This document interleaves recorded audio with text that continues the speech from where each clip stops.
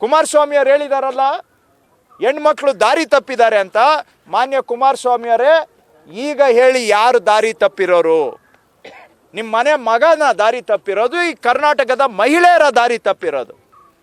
ಅಮಾಯಕ ಮಹಿಳೆಯರನ್ನು ಈ ಥರ ನೀವು ಎಕ್ಸ್ಪ್ಲಾಯ್ಟೇಷನ್ ಮಾಡಿದ್ದೀರಲ್ಲ, ಅವರ ಅಮಾಯಕತನವನ್ನು, ಅವರ ಬಡತನವನ್ನು, ಅವರ ಕಷ್ಟದ ಪರಿಸ್ಥಿತಿಗಳನ್ನು ಲಾಭ ತಗೊಂಡು, ದುರ್ಲಾಭ ತಗೊಂಡು ಇಡೀ ಪ್ರಪಂಚದ ಅತಿ ದೊಡ್ಡ ಲೈಂಗಿಕ ಹಗರಣ ಮಾಡಿದ್ದೀರಲ್ಲ, ಯಾರು ದಾರಿ ತಪ್ಪಿರೋರು?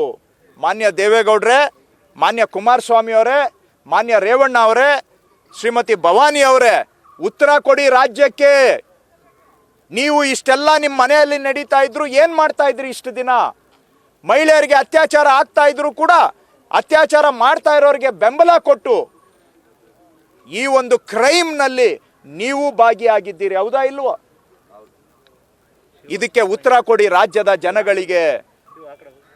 ಇವತ್ತು ಇಷ್ಟೊಂದು ದೊಡ್ಡ ಅನ್ಯಾಯ ರಾಜ್ಯದ ಜನಗಳಿಗೆ ಆಗಿದೆ ಅಂತ ಮೇಲ್ನೋಟಕ್ಕೆ ಕಂಡು ಬರ್ತಾ ಇರೋದ್ರಿಂದ ಇದು ಅಕ್ಷಮ್ಯ ಅಪರಾಧ.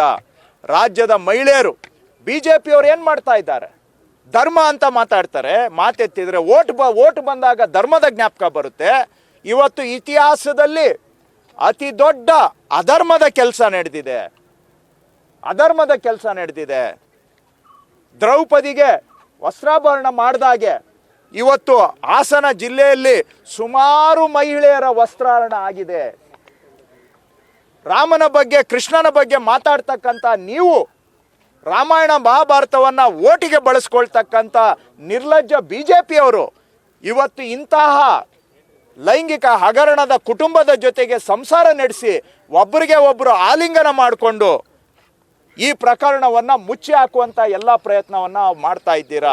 ಇದು ಇಡೀ ಬಿಜೆಪಿಗೆ, ಜನತಾದಳಕ್ಕೆ ನಾಚಿಕೆಗೇಡಿನ ಸಂಗತಿ.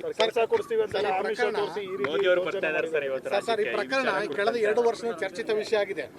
ಈ ಬಾರಿ ಲೋಕಸಭಾ ಚುನಾವಣೆ ಸಂದರ್ಭದಲ್ಲಿ ಮಾತ್ರ ಯಾಕೆ ಈ ಪ್ರಕರಣ ಇಷ್ಟು ಗಂಭೀರ ತೆಗೆದುಕೊಂಡು SIT ರಚನೆ ಮಾಡಿಕೊಂಡಿದೆ ಸರ್ಕಾರ?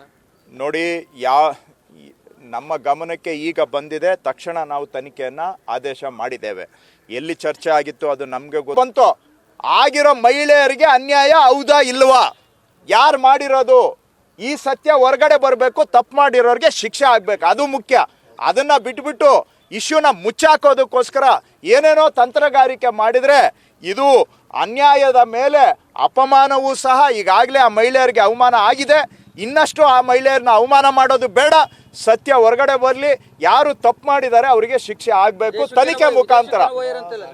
ಎಲ್ಲಿಗಾದ್ರೂ ಹೋಗ್ಲಿ, ಈ ದೇಶ ಮಾನ್ಯ ಮೋದಿಯವರು ಪ್ರಧಾನಮಂತ್ರಿಗಳಾಗಿದ್ದಾರಲ್ಲ, ನಾನು ವಿಶ್ವಗುರು ಅಂತ ಹೇಳ್ಕೊತಾರಲ್ಲ, ವಿಶ್ವದಲ್ಲಿ ಎಲ್ಲೇ ಇದ್ರೂ ಕರ್ಕೊಂಡು ಬಂದು ಯಾರು ತಪ್ಪು ಮಾಡಿದ್ದಾರೆ ಅವ್ರಿಗೆ ಶಿಕ್ಷೆ ಕೊಡ್ಲಿ. ಇಲ್ಲಿವರೆಗೂ ನರೇಂದ್ರ ಮೋದಿಯವರ ಸ್ನೇಹಿತರು ಲಲಿತ್ ಮೋದಿ, ನೀರವ್ ಮೋದಿ, ಮೆಹುಲ್ ಚೋಕ್ಸಿ, ವಿಜಯ್ ಮಲ್ಯಗೆ ಏನು ಶಿಕ್ಷೆ ಕೊಟ್ಟಿದ್ದಾರೆ ನೋಡಿದ್ದೀವಿ. ಕನ್ನಡ ಮಹಿಳೆಯರ ಮಾಂಗಲ್ಯವನ್ನ ಕಸಿದಂತಹ ಈ ಸಂಸದರ ವಿಷಯದಲ್ಲಿ ನರೇಂದ್ರ ಮೋದಿ ಅವರು ಏನು ಮಾಡ್ತಾರೆ ನಾವು ನೋಡ್ತಾ ಇದ್ದೀವಿ. ಇಲ್ಲಿವರೆಗೂ ಮುಚ್ಚಾಕೋ ಎಲ್ಲ ಪ್ರಯತ್ನ ಮೋದಿಯವರು ಮಾಡಿದ್ದಾರೆ. ಮಾಂಗಲ್ಯ ಅಂತ ಮಾತಾಡ್ತಾರಲ್ಲ, ನಿಮ್ಮ ಕಣ್ಣು ಮುಂದೆ ಮಾಂಗಲ್ಯ ಕಿತ್ತಿದಾರಲ್ಲ ನಿಮ್ಮ ಪಾರ್ಟ್ನರು. ಏನ್ರಿ ಮಾಡ್ತಾ ಇದ್ದೀರಿ ಇದ್ರ ಬಗ್ಗೆ? ಎಲ್ರಿ ಇದೆ ನಿಮ್ಮ CBI, ಎಲ್ರಿ ಇದೆ ED, ಎಲ್ರಿ ಇದೆ IT? ಇರೋದೇನೆ ಮಹಿಳೆಯರ ಮಾಂಗಲ್ಯ ಕಿತ್ತಂಥವ್ರನ್ನ, ಅವ್ರನ್ನ ರಕ್ಷಣೆ ಮಾಡೋದಕ್ಕಿದಾವ ನಿಮ್ಮ ಏಜೆನ್ಸಿಗಳು.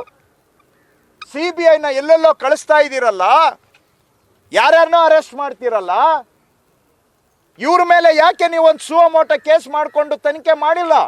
ಸತ್ಯ ಹೊರಗೆ ತರೋದಕ್ಕೆ ಯಾಕೆ ಪ್ರಯತ್ನ ಮಾಡಿಲ್ಲ? ಹೌದು ಇದು ಆಗಿದೆ ಅಥವಾ ಆಗಿಲ್ಲ ಅನ್ನುವಂಥ ಸತ್ಯಾಂಶವನ್ನು ಬೆಳಕು ಚೆಲ್ಲೋದಕ್ಕೆ ಈ ದೇಶದ ಮಹಿಳೆಯರು ನಿಮಗೆ ಓಟ್ ಹಾಕಿಲ್ವಾ? ಮಹಿಳೆಯರಿಗೆ ರಕ್ಷಣೆ ಕೊಡಬೇಕು ಅನ್ನೋ ಕನಿಷ್ಠ ನಿಮಗೆ ಧರ್ಮ ಇಲ್ವೇನ್ರಿ? ಮಾತೆತ್ತಿದ್ರೆ ಓಟಿಗೋಸ್ಕರ ಮಹಿಳೆಯರ ಮಾಂಗಲ್ಯ ಮಾತಾಡ್ತೀರಿ. ಇಡೀ ಪ್ರಪಂಚದಲ್ಲಿ ಅತಿ ದೊಡ್ಡ ಮಹಿಳೆಯರ ಮಾಂಗಲ್ಯವನ್ನು ಕಿತ್ಕೊಂಡಿರೋ ಪ್ರಕರಣ ನೀವೇ ಮುಚ್ಚಾಕ್ತಾ ಇದ್ದೀರಿ. ನಾಚಿಕೆ ಆಗೋದಿಲ್ವಾ ಮೋದಿಯವರೇ ಅಂತ ನಾನು ಕೇಳಲಿಕ್ಕೆ ಬಯಸ್ತೇನೆ. ನ್ಯೂಸ್ ಫಸ್ಟ್, ನಿರ್ಭೀತಿಯಿಂದ ನಿಮ್ಮ ಪರವಾಗಿ.